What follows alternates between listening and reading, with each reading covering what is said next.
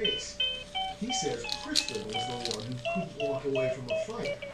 And Sheriff Myers says some of the couple's friends said the same thing. If you interview friends on one side, of course, the friends would say that the other one in the relationship was difficult and liked to fight and would be jealous and accusatory. His friends said that about her. Her friends said that about him. Exactly.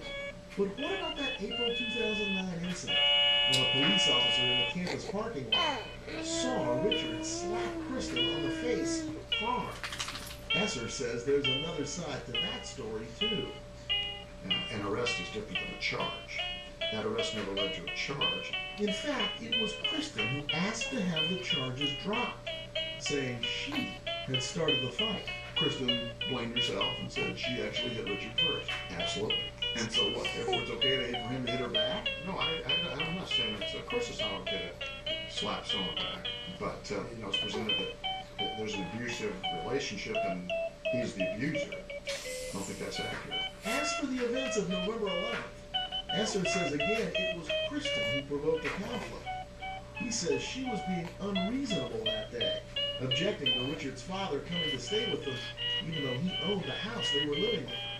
After the couple parted around noon, Esser says Kristen wouldn't let it drop.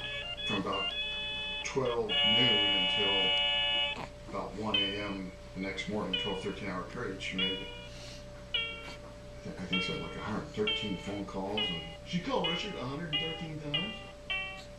Yeah. Characterize somebody who calls their boyfriend 113 times in one day. How would you characterize it? I'm not the attorney in this case. I think it's pretty obvious. It sounds frantic.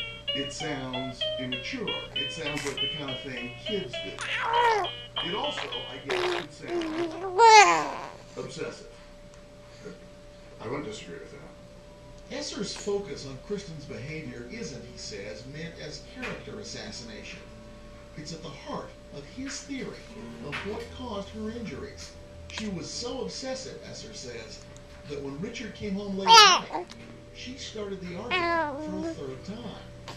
So obsessive that when he tried to go for a drive in his pickup, she sneaked into the back without him knowing it. She somehow managed to climb to the back of the pickup, the bed, and somehow managed to fall out.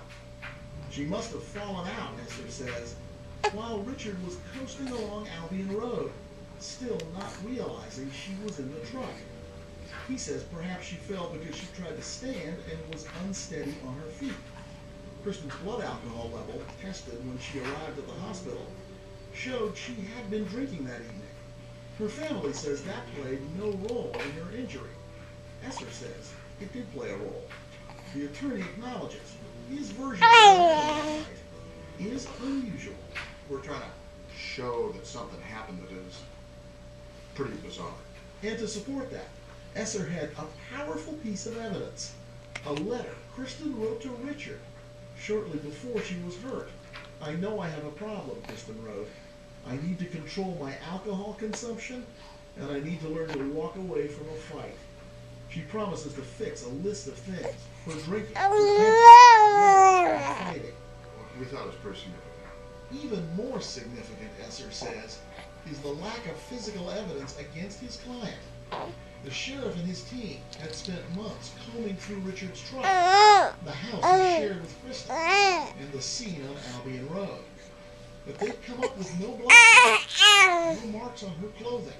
Nothing at all to show that Kristen had been in the back of the truck that night, or that Richard had hurt Kristen in any way. There's no evidence that he caused the occurrence. No evidence that he caused her to fall from the truck, or that he threw her out of the truck, or that he did anything overtly to her at all. Correct. Despite all that, Sheriff Brett Myers wasn't calling off his investigation of Richard Pasma. A few months after Kristen returned home, Myers told her family he was prepared to bring charges against Kristen's former boyfriend. But what could those charges be? And what does Kristen herself say about that night? What's the first thing you remember after? And later, in our second hour, the girl who didn't exist. I'm with my mom. joyful noise. She had a story to tell until she was 4, and then the next chapter began. And it was no fairy tale. We got in the car and we never went back. Kidnapped by a friend of her mother, she would never come home again. I lived in a secret life. She lost her family, her name, herself, I've lost Barrett a whole entire life. until one astonishing day, she got a chance to get it back. This is a cold call to people who you believe are out there. Yes.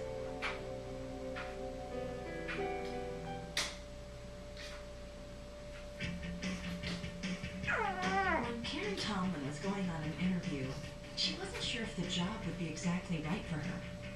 She wasn't sure if she would be exactly right for the job. But she was sure she'd find an outfit that would be exactly right for the interview. Kohl's, where you'll find affordable style, hassle-free returns, and rewards without restrictions. The more you know, the more you Kohl's. Kohl's, expect great things. It seemed almost unfair. Each day he was front and center, forced to watch the life he wished was his. How wonderful that must be, grilling those 100% beef patties, crafting the 100% legendary Big Mac. Sadly for him, it just wasn't meant to be. But for you, well, you're not a spatula, are you? The simple joy of complete fulfillment. My diet? Well, yesterday I had an apple turnover. I know it's sort of my weakness. I always keep it in the house. Well, that and Boston cream pie, white chocolate strawberry, and key lime pie. Yeah, I've already lost some weight. Yoplait Light, over 30 delicious flavors and about 100 calories. Babe, what are you doing? The Yoplait you love, now in a 4-pack. Try it today. Every family's got it. The wild and crazy uncle. The smart, incredibly efficient sister. The overachieving cousin who everyone gets compared to. The